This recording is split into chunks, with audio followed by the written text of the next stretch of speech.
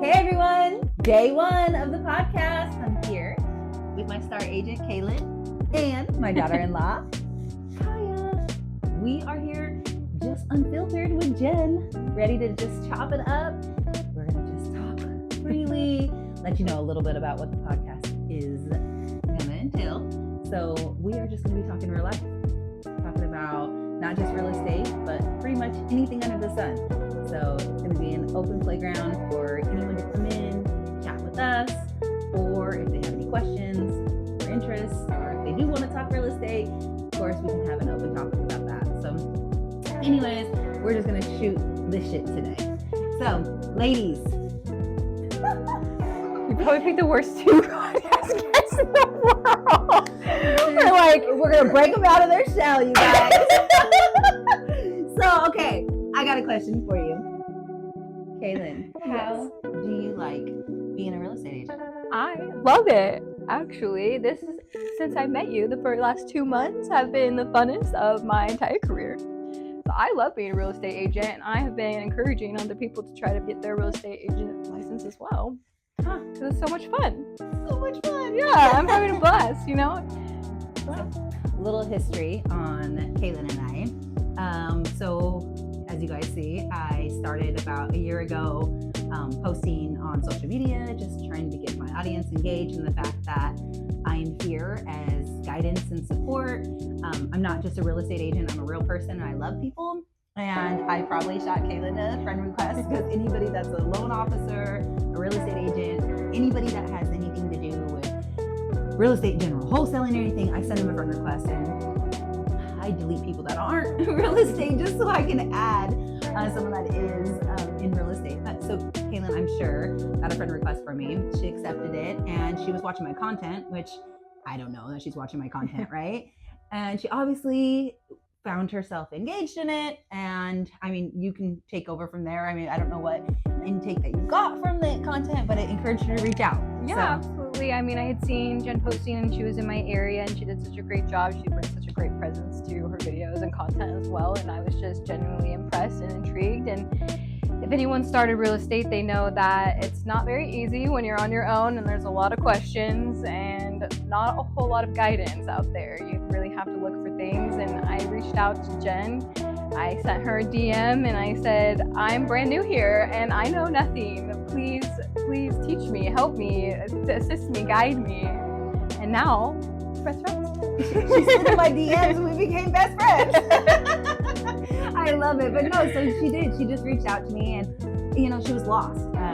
Her firm wasn't really giving her the guidance that she needed. And I know that all too well. When I first got into real estate, I call it the hamster wheel. I was stuck on the hamster wheel for probably my first 2 years.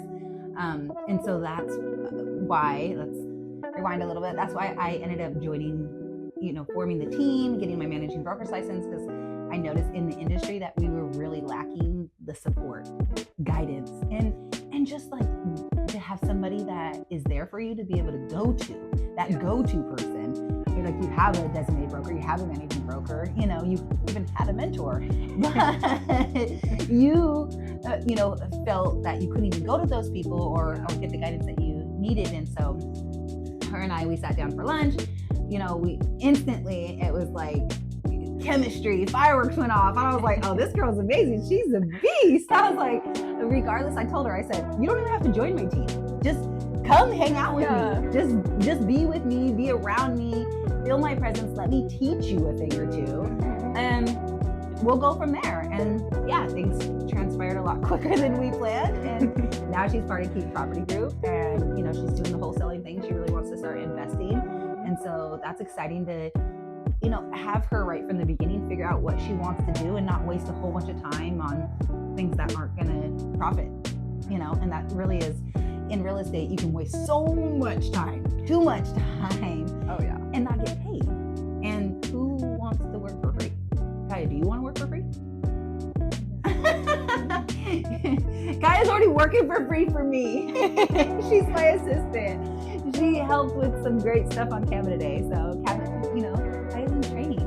You never know. This might be her start to a blossoming career.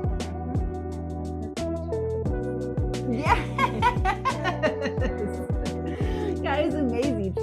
my all around, my right hand, left hand woman. So I'm grateful to have you just in my life, Kaya, and to be teaching you, these skills, because who knows if you are going to need them for your career or just for life in general, but to be able to be around individuals that are actually producing and making money and, buying real estate and investing in Airbnbs. Those are the types of things that I wish more youth knew and had that direction. Because even Kalin, one of the first conversations we had was, I want to buy a house. Mm-hmm. And I know that feeling because when I got into real estate, my designated broker, who didn't care about me at all, I don't even know why he asked me the question of what I wanted to do in the future, where I saw myself. And I told him I saw myself as a homeowner because I can't keep telling people that they need to buy a house and reassuring them that this is the plan and this is what they need to do to be, set themselves up for financial wealth in the future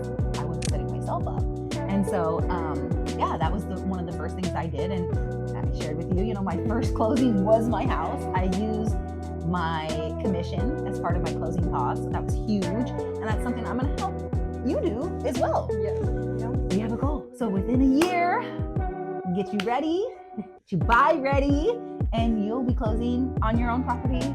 Who knows? Mm-hmm. Quicker than you ever had imagined. So that would be really exciting. That's the dream. That is the dream. I got a question for you, Kaya. Kaya's so cute. So, Kaya, when do you see yourself buying a piece of real estate?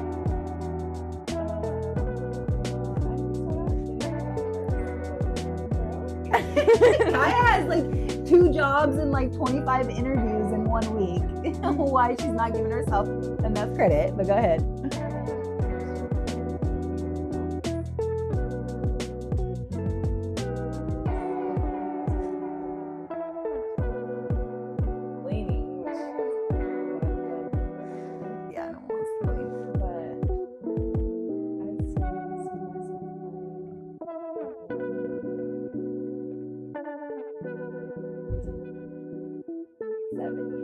I love it. 7 years is good. So what we're going to do is make sure that you buy a home and land within the next 7 years. It's happening. Like I tell people, if you want it, just talk it, just speak it into existence. I'm going to buy a house. And regardless, because you're going to marry my son, and I'm going to make sure. So they are definitely going to buy a house. They're going to use their VA loan. And their mom's going to be their agent. Sounds like this is happening sooner than 7 years. Within 7 years.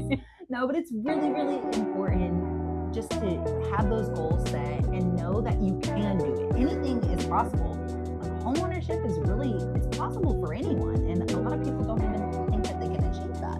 Yeah, and even unfortunately. Yeah. Your first client that you're still working with, sometimes we get clients approved and they kind of get caught up in that pre-approval process and they think that they're qualified for a loan. And unfortunately, after the lender goes through, verification and everything, we find out that they're not quite qualified. But the great thing about us and our team is that we work with those buyers, stick with them to get them buy ready, walk them through the process, and then make sure when they are buy ready, we're still here to help them find a home. So, the thing is it's all about the long haul. And that's what, I've told you from the very beginning and all my other agents is you can't just expect a quick return. They say Rome wasn't built in a night or whatever, right? Mm-hmm. Or Egypt or whatever the place, right? No place was built in just one night. So it takes the work, the time, the dedication, and then also the knowledge. Like if you don't know, if you don't have it, you don't know what to do, right? Yeah, not all people do. Yeah. A lot of people like to keep it a secret for some reason. Yeah, the gatekeeping, I always say that, and that's one thing, I express in the very beginning. I lay it all out, and I always tell anyone that comes to me that's looking for guidance or anything, I'm not a gatekeeper. And anyone that's part of my team or anyone that is my business partner I collaborate with, they're not gatekeepers either.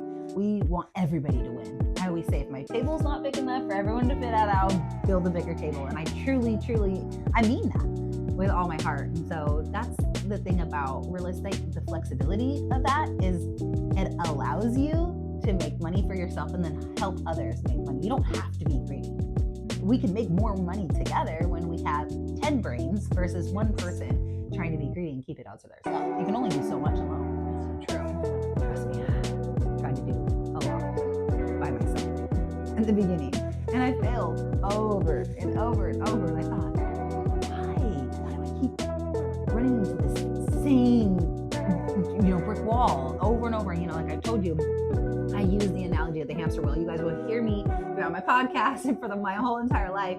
I use that example because that's how I felt. And anytime I talk to an agent, they're like, that's exactly how I feel. Like I'm on a hamster wheel and I'm just like, keep going and going and no direction. It was just like I was running for no purpose until I stepped off the hamster wheel and I really took a reflection on what I wanted. And then writing down those goals and actually achieving them. Like I said, make those goals happen. We're not just talking into existence. We're not just dreaming dreams. We're dreaming reality.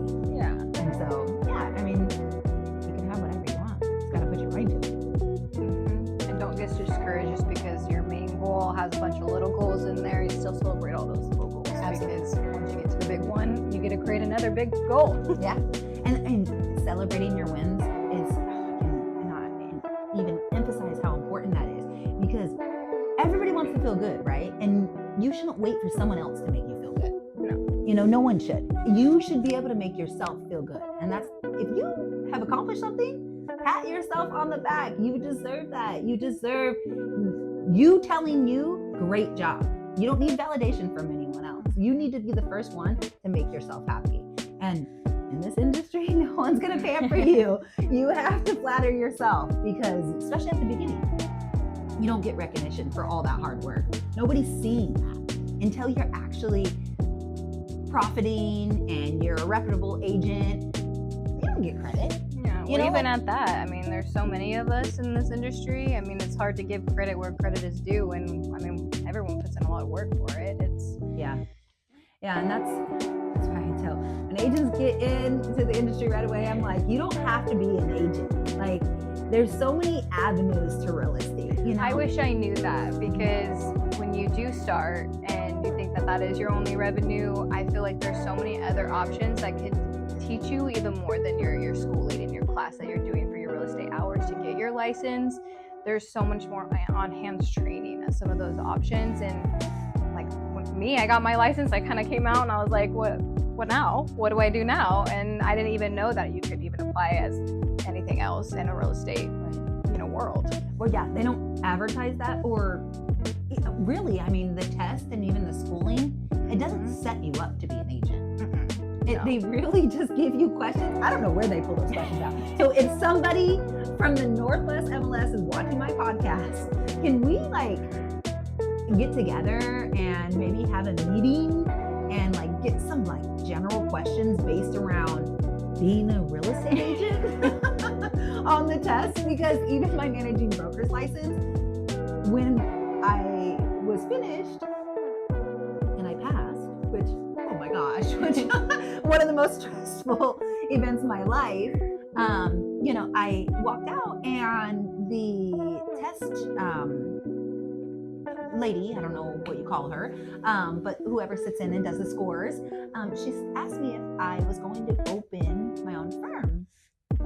And that's when I was like, oh, I must pass. She didn't tell me I passed, but I was like, no. And so we kind of started talking. I had mentioned that there was an abundance of questions about property management. And she was like, yeah, I've heard that a lot. And I just thought, I know that property management kind of goes hand in hand with real estate in a way, but not really. How many realtors do you know that actually do property management as well? Maybe like a realty company, but not a lot of single agents. Exactly. And so with my managing broker's license, I understand, that falls into that category. But the amount of questions that I had, I was like half the test was about being a property manager. And I was like, okay, well, I guess if I want to become a property manager, I have some qualifications. And so recently I actually added that to my list. I was like, I'm going to start a property management company. Yeah. Because, anybody that knows me, that knows might as well. Keep adding. Yeah, I might as well. I don't have enough on my plate. Okay. Poor Kaya. She's over here helping me clean my plate. Trust me, it's never full enough, and it's always overfilling. So does that make sense? I don't think so. But in my brain, I'm like, oh, there's too much on the plate, not enough. It's like, okay, I should just chill and like handle the things I got. But it's okay because I work really well under pressure. So I guess that's why I do what I do, because let me tell you, real estate is a lot of pressure. Matter of fact, we gotta talk about I want to talk about this deal I'm working with right now. So I get a phone call from my seller yesterday, and my seller tells me that a buyer shows up at his house. And I'm like, oh, that's odd, because I just got a message from a real estate agent saying that an offer was coming in. And let me first tell you that we canceled the listing yesterday. And so the day the listing's canceled, I'm thinking we're getting an offer in and a buyer walks the door. I'm like, oh my gosh, this property is so hot now. You take it off the market. Great. Fast forward, seller and buyer have a private conversation. It did not go quite well. Buyer insinuates to cut me out of the deal that I worked really, really hard for, and have his agent, that is a brand new agent, and she did not know what she was getting herself into. It's actually terrible if the situation even could have gone down this way, was going to write up the contract for a small fee. My seller is not only just my seller, but he's my friend. And so they called me and they told me and gave me the buyer's number. So I called the buyer myself, and I put him on blast. I was like, excuse me, sir, but what are you trying to do? I don't understand why you're showing up at my seller's house. Like, that's completely unethical. Your agent has already reached out to you. He tries to rebuttal this whole lie that he didn't know that the seller was being represented, all this crazy nonsense, right? Anyways, long story short, he agreed to a price with my seller when he was there. We did an offer last night at 10:30, and the offer is $35,000 less than he's agreed to offer my seller. And I'm like, so not only did he show up at their house, he's riled me up because our conversation didn't go too well. I'll just tell you that. We pretended to miss my money. And so today I spoke with the agent. I've literally been working on this deal since 6:23 this morning. The agent and I are still in communication. I don't even know if we're going to come to terms. I don't even know if the deal's dead at this point, because we've been negotiating all day long. But the funniest part about this story is that I have a great relationship with my seller. And so my seller told me everything. And so when I spoke with the agent and with the buyer, of course, stories didn't match up. But little did they know that my seller was not obviously going to lie, because he's my friend. So he was going to disclose everything, including that they were trying to cut me out. Well, that didn't happen. And so the offer was written up, and we're hoping that we go mutual, because if not, this property is going to be off market until March. But it doesn't matter, because at the end of the day, it's going to sell. But it's just funny, because in the beginning of my career, I would have tucked my tail and I would have moved on to the next transaction, because I didn't even have skin in the game. I didn't have a backbone. Yeah. But yesterday, I called that number so quick. Bro, that was, what? $14,000? What? You are taking what of my money? I could not believe it. And, you know, it was just like, it's not even the principle of the value of money. Yeah. It's the fact that so many people take agents for granted, because they think we make good money. So they're like, oh, they're fine. Doesn't matter if I waste their time or if I had them go do this. And no, it really matters. We don't get paid until closing. So I would have put all those work into all this, the advertisement, open houses, you know, sign, everything else that I've done for this listing, including I paid for the cleaning, you know, and replacement of the blinds, and, you know, and photography. And we're talking thousands of dollars I've invested in this. This jackass wanted to go behind my back, and not only my back, but behind his agent's back as well, and was willing to cut us both out. But because I had a good rapport with my sellers, he told the buyer, he said, no, my agent, she's done her job. She's getting paid at the end of this. I don't know about your agent. He told them you could be responsible for that, but it's just a really ugly industry, and people will take advantage of you, just like I told the buyer's broker, I told her, they will chew you up and spit you out so quickly. Her own designated broker advised her to submit an offer that she wasn't going to get any commission paid, because buyer didn't want to pay her commission, seller didn't want to pay her commission. The offer that came over, it didn't have no commission in for her. And I just couldn't believe that. I'm like, ethically, I can't. Morally, I can't let her go on like that. And I told her, I said, we're countering back. We're going to increase the offer price, and we're putting your commission in here because you don't work for free. And she was so appreciative of that, because I looked out for her. I didn't need to look out for her. It's the buying agent. Yeah, I mean, I've made mistakes on contracts, and do you think that an agent looked out for me? Do you think that they called me and said, hey, Jen, I know you're probably new. This is no, but that doesn't mean I'm not going to do it. It means even more that I didn't have that happen, that I want to be that resource for people. I want to be that light to say, hey, and I told her, I was like, I'm not your mom. I know I'm not your designated broker. And I feel so bad because I almost feel like I'm telling her what to do. I'm very assertive. But then she told me, and you guys both heard it. I literally had on speakerphone. She was so appreciative. We were talking about the offer, and she's like, I was going to text you earlier. I just wanted to tell you, thank you. Thank you for the conversation we had, for the guidance we had, for the support and everything. And I was like, you're welcome. I'm just being me, with right? like newer agents like us too, it's hard when you don't have the confidence, you don't have the validity behind those claims to know what you deserve and what agents should be worth. And I mean, look at all the work you guys put in just today alone. They were going to do that without an agent, all the negotiation? Absolutely not. There's no way. Great point. And that's another thing too. I told my seller, and I also told the buyer's agent, I said, what was the buyer thinking about doing? Writing up the contract himself? Or hiring a real estate attorney, which a lot of buyers don't know that they can do that. Now, you don't have to have an agent. You can have a real estate attorney draft up your contract for you. You got to remember, you having a real estate attorney draft up your contract is completely different than an agent delegating the transaction. And that's huge. When you have somebody in your corner that's looking out for the best interest of you, for encroachments, for liens on the property, for just anything of the sort, having that seller's or buyer for that agent best interest in heart for you.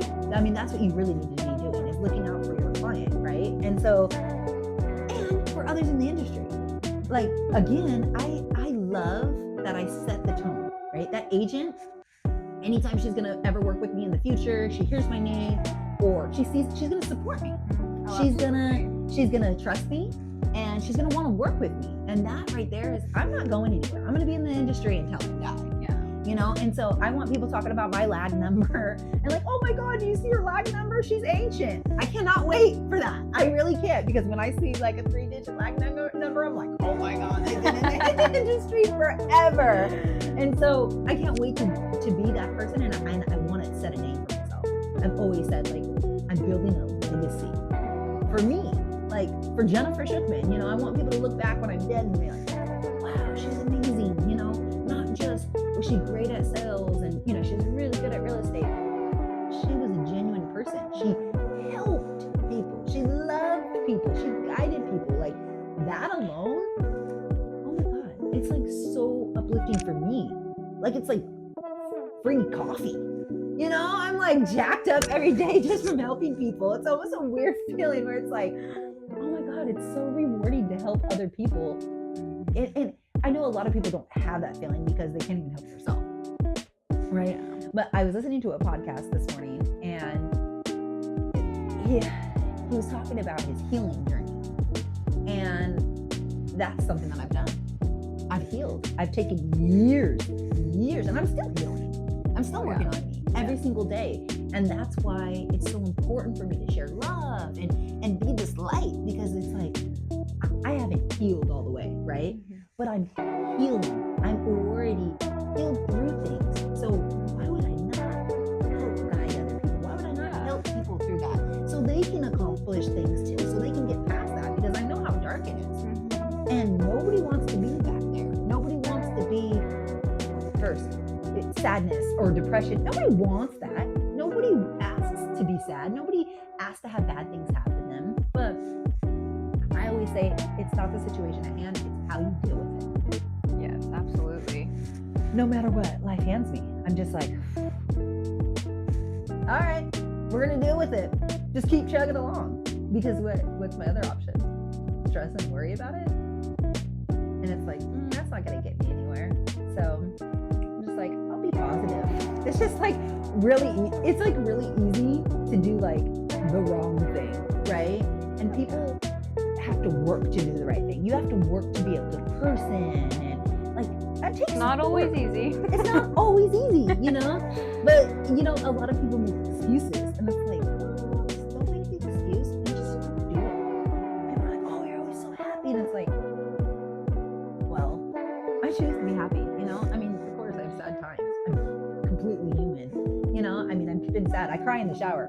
Like I really do, you know. There's like all transparency, you know. I mean, it's just really about like, again, that legacy and like what I want to be remembered as. And I don't want people to ever say she was so sad, she was a Debbie Downer.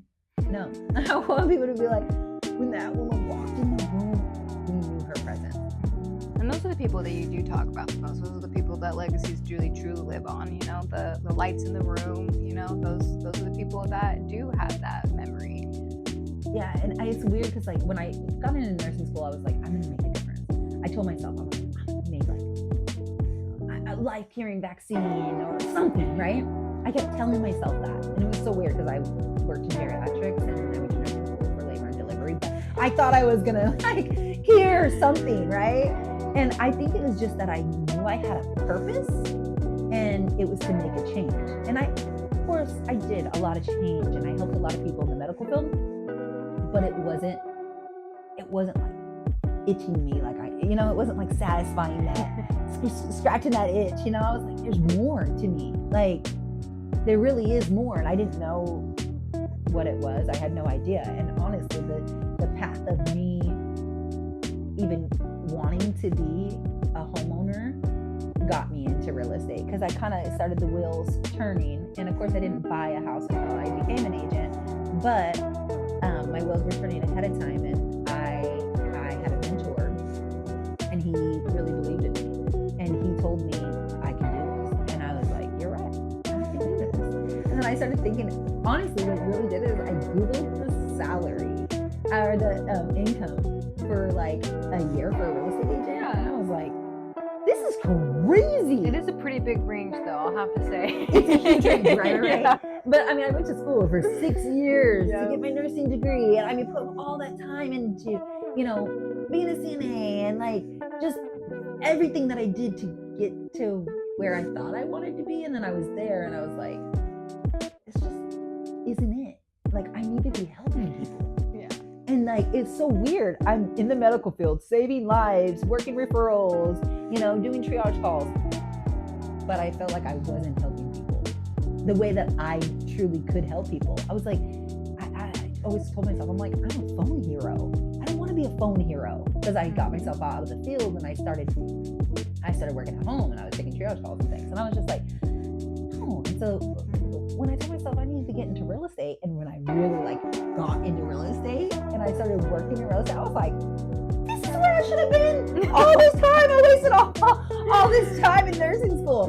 But I mean, I would have never got to where I am today if I didn't go through those challenges and those hiccups and everything else, you know. And I mean, I'm grateful that I had those skills set in, because not only did becoming a mom really teach me how to be a nurser, but being a nurse, geriatrics is a whole different ballpark when you're dealing with the elderly, you know. And it takes, I mean, dementia and Alzheimer's, I worked in the special care unit, and that was, you can't take it home, you know. And I'm the type of person, I take everything to heart, you know. And so I'm wearing my heart on my sleeve, and I'm going in there, I'm like, this is like my mom and my grandma, and I'm like, you know, everybody was so personal, and it was so hard. And so that's like being in real estate now, and you hear me all the time, and even Chaya sees it because she goes on showings with me. Everyone is my friend, and you see it, and you're like, are you crazy? Because I'm like, they're either already my friend or I tell them they're going to be my friend. And it happens. I literally, I go and I visit, I have dinner at all my past clients' house. They invite me over for holidays. My clients, they live in Long Beach. They bought a house out there on a lake. And just recently, the boys and I went and stayed out there, stayed the night, took the paddle boat out and everything.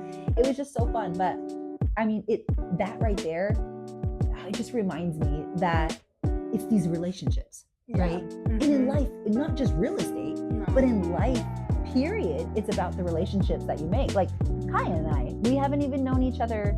What, Kai? You and Jacob's been together over a year now?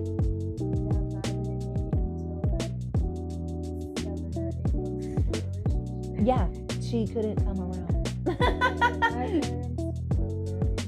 And that's okay. And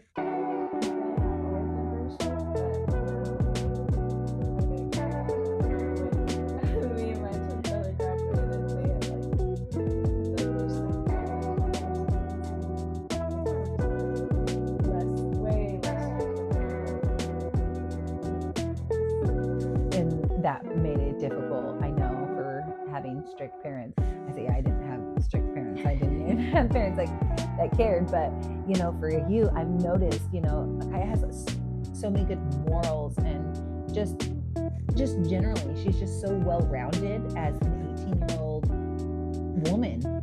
I mean, I love being around her. You know, she's not a child to me. I enjoy her presence. I mean, anything I ask, I'm like, hi, let's duel this out. She's right there with me, you know? And so I really love it. And I'm glad that you had strict parents because it made you who you are.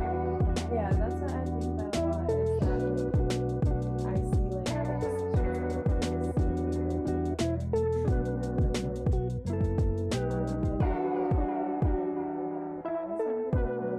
I'm like can stand on me saying that I was such a good kid and like not to be rude or anything, but my siblings are bad kids. I got some bad siblings too. Matter of fact, I'm sure my bro's gonna watch this. He's a badass. No, but it doesn't like matter like if you're raised in the same household because the same parents can install different like morals and values into different people. Like all of my siblings and I come from a household of 5 siblings. There's 6 of us, and we're all different. Not one of them is like me. You know, they're all individually unique. Let's just say that, you know, but for me, I've always been the dreamer, and my parents didn't really support that. Not even really. They never supported that. They always suppressed it, right? Hush, Jennifer, you talk too much. You know, no, Jennifer, another crazy idea, you know? And so that was like part of the healing journey too, is like, hold on, like, it's okay to be a dreamer. It's okay to like have my own mind. Just because my parents told me I needed to be a certain way, I'm not that way, you know? And as I started to like develop and as you grow, you're going to learn like, I don't want to do that with my kids, or I don't want to do that with myself, or, you know, you got to take the good and take the bad. And I know probably from your parents too, you know, like that's what you do, you know, you're like, okay, I'm actually going to listen to this advice, but that is crap. And I'm not gonna follow that advice. And so, and that's, I mean, even like when I give real estate advice to the agents or whatever, I always say, take it or leave it. You know, it might work for you or it might not. And Kaya knows, I lecture Kaya all the time. And I don't need to. I'm just like, anybody that knows me knows that I'm like, oh, we got a call. Okay. I have to pause. Oh, you guys here? Okay. All right. Okay, we'll be back. Intermission. We're rolling. Okay. Thank you for staying during our commercial break. We are back. We are talking about other agents that are just producing and doing well and also like creating great content that I follow. And what I said to Kalin is we need to be mirroring those agents. And she's one. Her name's not Lisa. But Lisa, you're doing great. We see you, girl, and we're following you. We support you. So anyways, hot in here. So we got like a You get that part. It's so hot.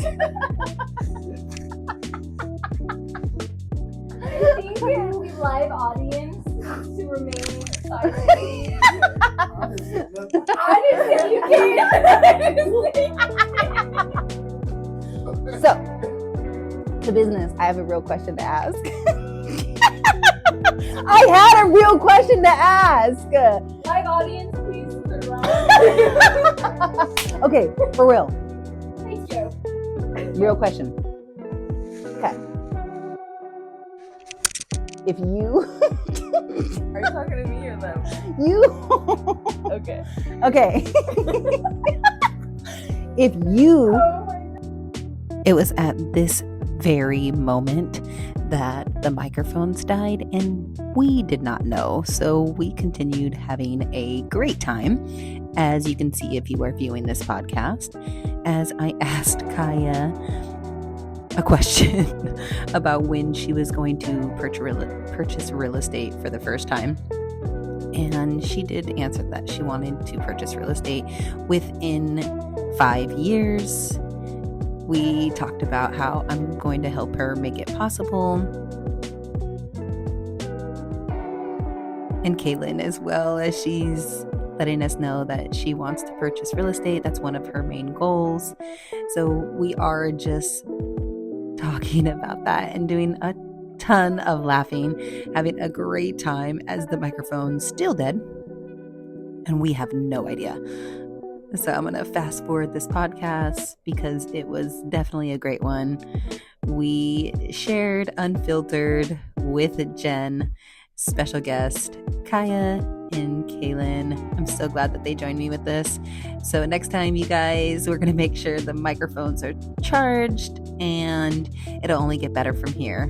Thank you for tuning in. I can't wait to see you join for the next one. I hope you enjoyed it. Talk to you soon. Unfiltered with Jenn.